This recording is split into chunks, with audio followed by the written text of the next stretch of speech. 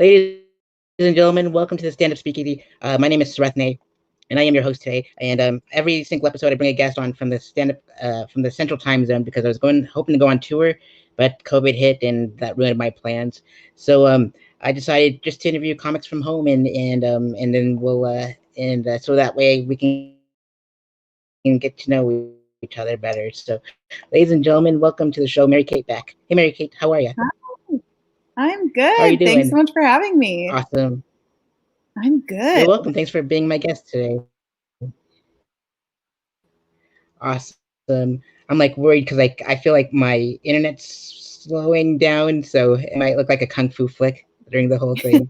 So All awesome. So good. Mary Kate, you are you're a stand-up comedian from the South Side of Chicago. What's it like being a comedian in the South Side of Chicago?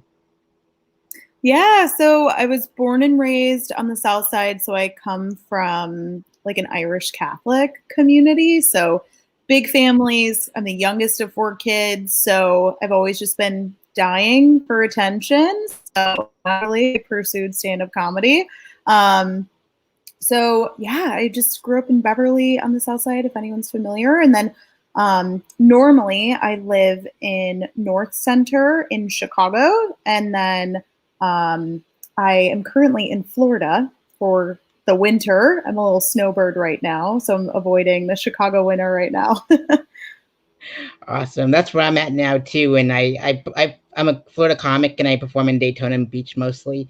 And so it's like heaven on earth. It's like where all the weirdos go, and everyone from Orlando, Jacksonville, and Daytona and Melbourne all gathered to our venue because it's so centrally located. It's pretty rad. Yeah, that's awesome. Are you from Florida originally? I'm originally from Colorado, but being a snowbird, I got stuck here, and I love the Florida comedy scene. They're fantastic. Yeah, everyone's so nice. I did a open mic a couple weeks ago and it was great. Fantastic, good stuff. Hopefully, I'm glad that the bars and stuff are still open for the comedy scene. It's like it's a wild west out here, and nobody wears masks. It seems like it's pretty wild, True. indeed. But I still wear masks because I'm concerned about other people. But um, Yeah. so you started performing stand up in 2016, and what were those early years like? Oh my god, awful. I was a shit comic. Everyone is when they first start, but don't get discouraged. Yeah, I started in 2016. I actually started in improv, which I feel like a lot of people do, but improv just, wasn't for me. I am kind of a control freak, and improv is the opposite of being able to control. So I kind of knew that I always wanted to be a performer. So I took a stand up writing class at the Annoyance Theater. Shout out to my teacher, Lily. She's the best. And I took a 5-week course where we wrote and brought our material every week. And then our graduation was an actual 5-minute performance. So I didn't bomb at my graduation performance. And then ever since then, I was just like hooked on the laughs and just kept up with it. So took on a life of its own. Awesome, great stuff. I'm glad you mentioned the Annoyance Theater and Lily because Lily booked me at the Annoyance Theater when I went up there to do two shows, and one was a relapse. The Red Line Taps, Red Line Tap was my first show, and then the following night was the Annoyance Theater because of Lily. And thank you, Lily. We've never met in person, but hopefully when I go back in October, we'll get to meet, and that'd be awesome. And for you as well, Mary Kate. And what I love about your comedy is that you're relatable and it's autobiographical, and that's the same way as my comedy is too. And so, what made you go with relatable and autobiographical rather than topical? Yeah, I mean, topical doesn't have, a long shelf life. I feel like it's always an uphill battle of, trying to come up with like new stuff, and it depends on which room. It's not always going to work in every room. So I decided to just talk about what I know, what's important to me, and that's making fun of myself. It's making fun of funny things that happen to me, my family, work, anything like that. And I think that's, what's relatable to the masses. So I try to just appeal to the masses, be myself, and just kind of make fun of myself too, which is fun. Indeed, most definitely. If you can't laugh at yourself, then you need some help. help. So, I laugh at myself on stage too. It's just good stuff, most definitely. So you're also the producer of All That Good Stuff comedy show. How did you get started with the All That Good Stuff comedy show? Yeah, that's a great question. So I started All That Good Stuff with, she was actually my boss at the time. And I was just getting started in stand up comedy, and she had the business background, but she was also really interested in stand up comedy as well. Um, and we really noticed that there was a gap in kind of the suburbs, if you will. Like in the city, you can find a show every night of the week. And we really noticed that people were craving comedy, but that was local and accessible. So essentially, we started a show on the south side of Chicago, and we did it in our hometown of Beverly. And we did the first show. It's sold out. It's like 100 plus people. And after that, we're like, all right, we're really on to something here. And then we continue to do it in Beverly. This year we had to get creative and do it in beer gardens in the neighborhood so that we could keep it outside, keep it safe. We're not performing right now in Chicago for obvious reasons. And then before COVID, we were also partnering with Lagunitas Brewery and selling out shows of 125 plus people, and really being able to tap into a market that I don't think people have tapped into yet. So it was really exciting to see the success, going outside the city limits a little bit.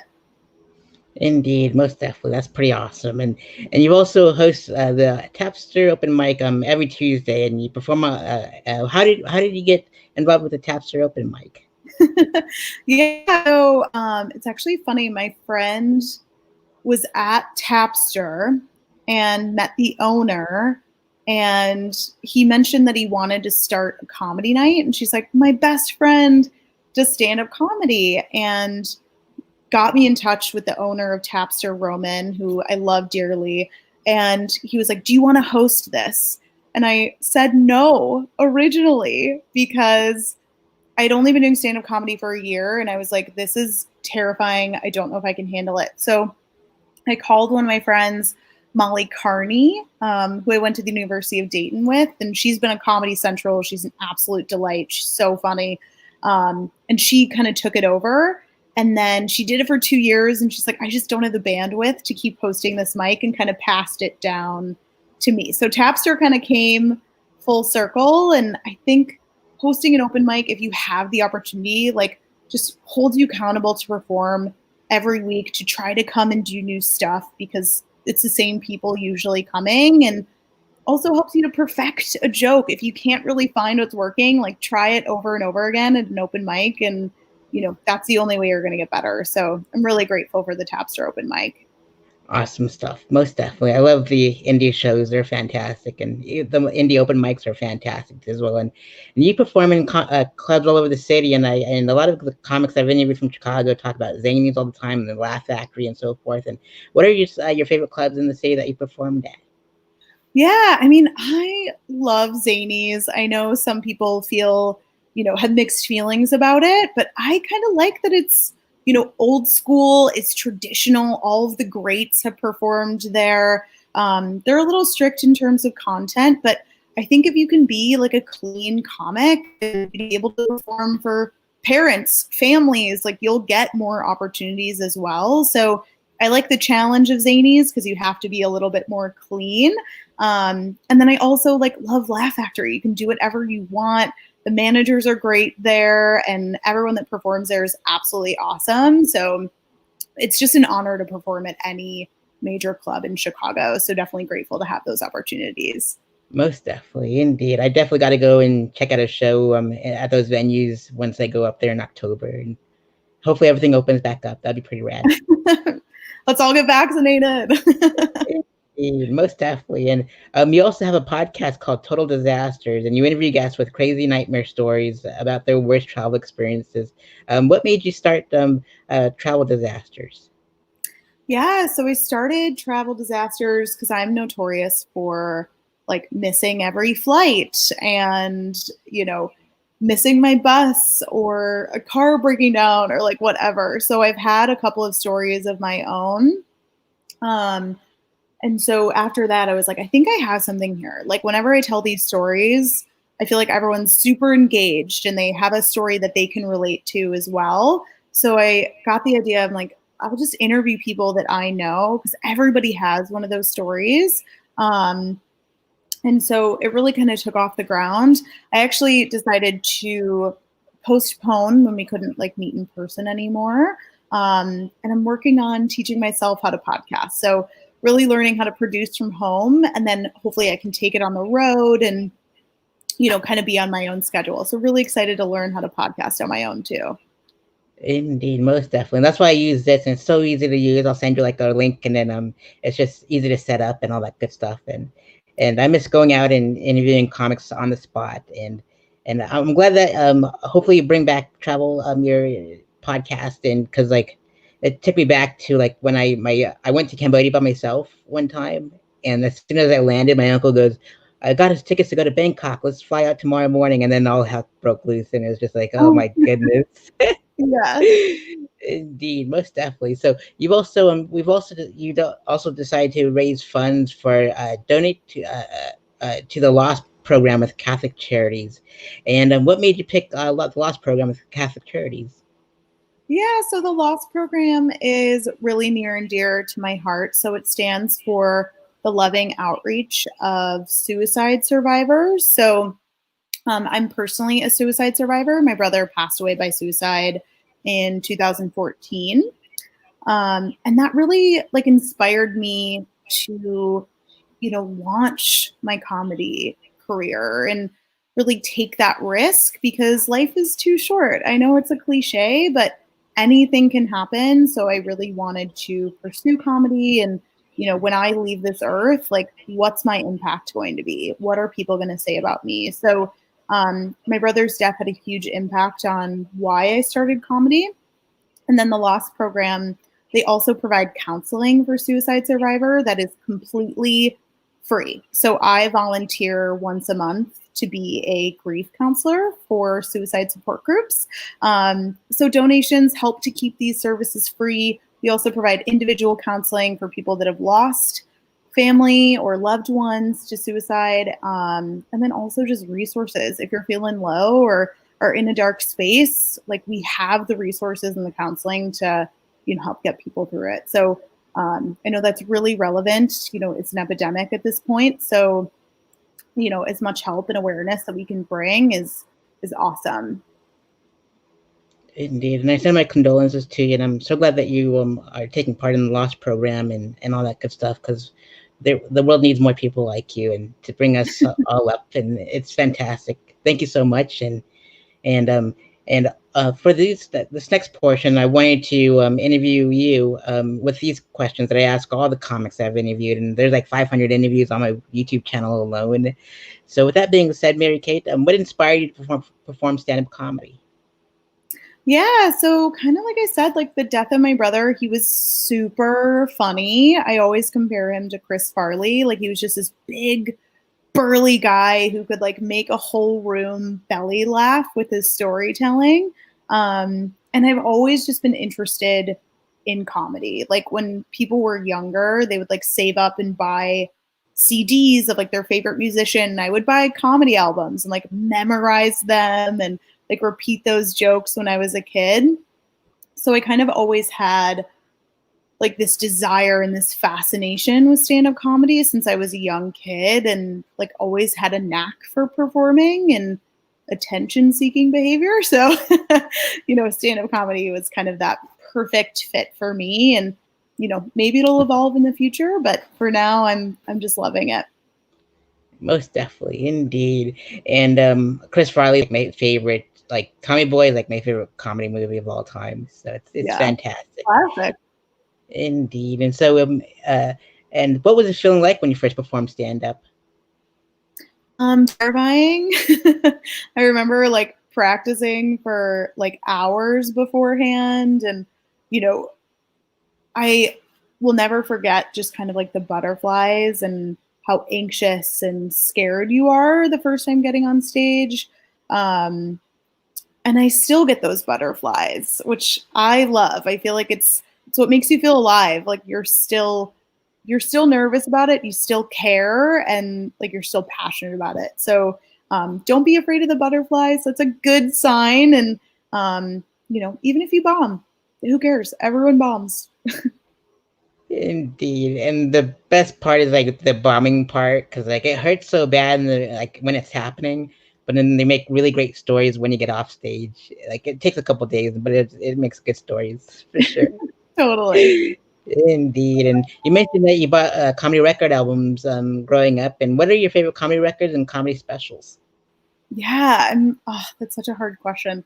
I remember one of the first like comedy albums that I really loved was Dimitri Martin, if you're familiar. So he does like the one-liners and he also like draws with pictures. Um, I just kind of stumbled upon his comedy and it's just so simple but like hilarious. So it was like one of the first comedians that I was like, oh wow, like this is really good but also really simple. Rory Scovel is great. Sarah Silverman, Nikki Glazer.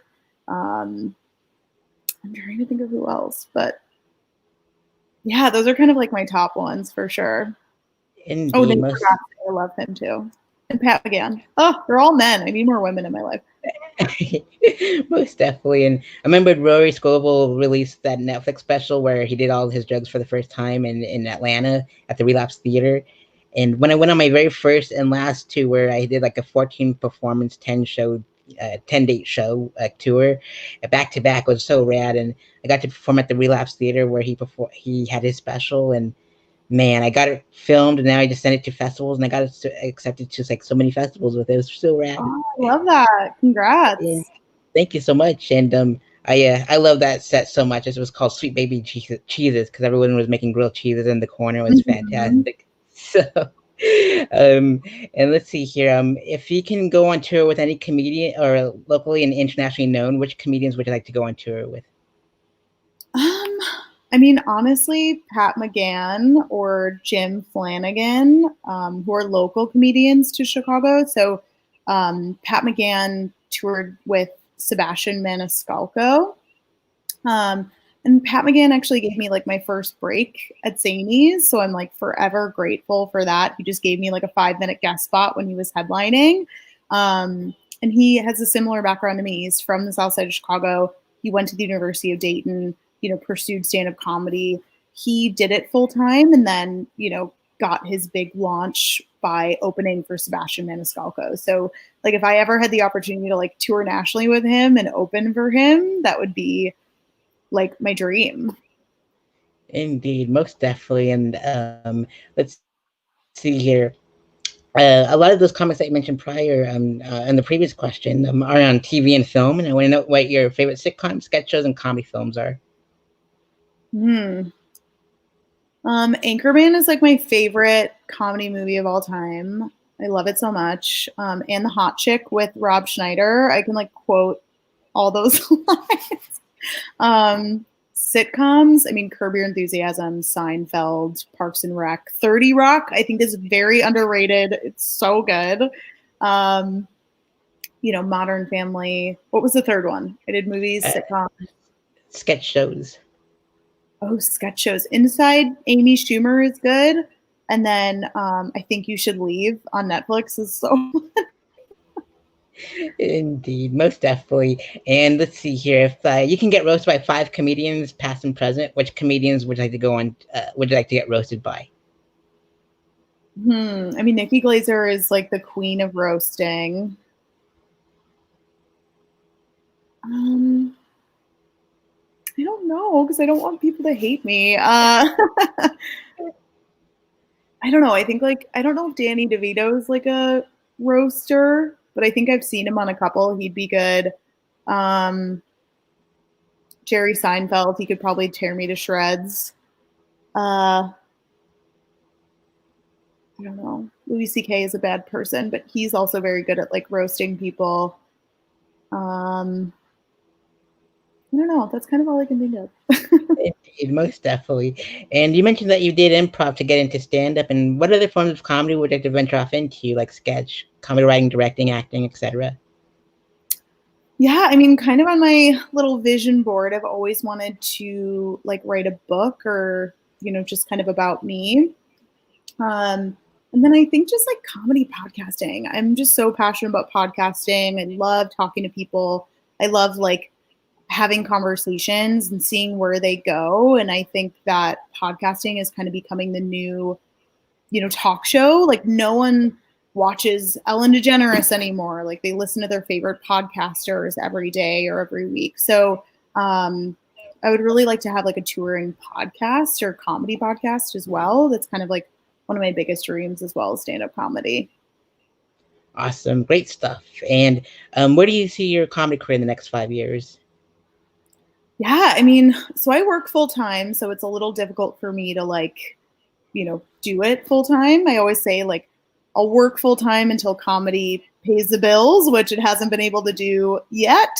So I think like in the next 5 years, I mean, I'd love to do like 30 minutes at a place like Laugh Factory or Zanies or, be considered a headliner. And then also just like have a podcast with, thousands of subscribers and like have it be really successful and, relatable. So those are kind of like my two top goals: be headliner and a successful podcast. Awesome, fantastic stuff. And let's see here. What is your favorite joke a comic has ever written?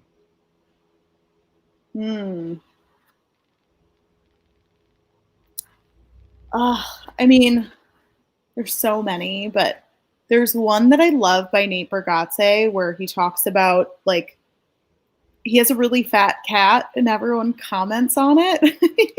He just like kind of like goes into defense mode about like his cat being so fat. And he's like, well, what do you want me to do? Get the cat a gym membership? Like his gym membership is that he's a cat. Like, and I just think about that all the time. Like whenever I see a fat cat, I don't know if it's the best joke ever written, but like I think about it all the time. Indeed, and fat cats are the cutest things. They're just adorable. And like Nate Bargatze, like one of my favorite comics too. It's like the way that he like sounds and he doesn't yell and he like is like cool. He's really cool, calm, collected. I know. Just I soothing like to the want to have a ears. beer with him. I love him. Indeed, most definitely. And what experience would you like your audience to take with them after a set is over? I don't know. I just want them to walk away and be like, she was really good. Like, she was awesome. Where can I find her? Where can I see her again? Like, and, just comment on something that I said that like resonated with them.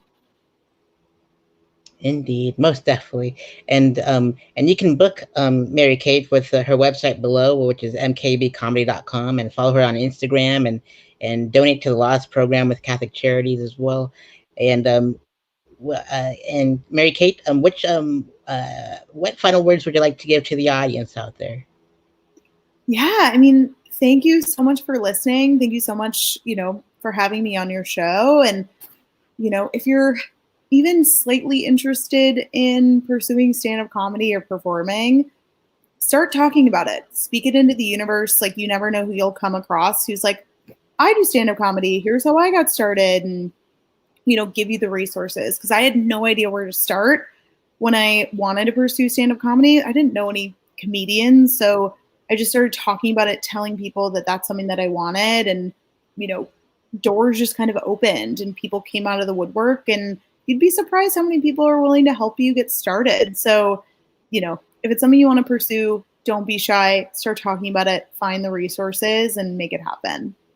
Indeed, and just like a concert, this is the encore part of the show, which is you were nominated as my guest from another comic a while back, and I want to know which comics would you like to see on my future episodes of the Stand Up Speakeasy. Yeah, definitely. Trying to think. I mean, Bridget McGuire is awesome. She is like one of our producers as well. And then like Tommy Schneeman is a really great comedian. He does really funny videos right now since we're in quarantine and can't perform. So those are really great comedians that you can reach out to. Fantastic. I'll definitely reach out to those, and I might need your help with the spelling of their names because sometimes I reach out to the wrong people, and I'm like, oops, Yeah. wrong person. Indeed. And Mary Kate, thank you so much for being my guest on the show tonight. And there's more additional info that's on the bottom of the YouTube video here that I couldn't fit on the scroller and thing on ticker on the bottom there. So with that being said, follow Mary Kate on Instagram, visit her website at mkbcomedy.com to book her and find out more about her podcast and all that good stuff. And donate to the Lost program with Catholic Charities if you can. That'd be amazing of you. And thank you so much, Mary Kate, for being my guest on Stand Up Speakeasy. And I look forward to meeting you in Chicago when I visit in October. Awesome. I love it. Well, thanks so much for having me. Take care. Happy New Year. Happy New Year to you too. And you're welcome. And thank you and all that good stuff. We'll see you soon. Be well. Take care. Be safe.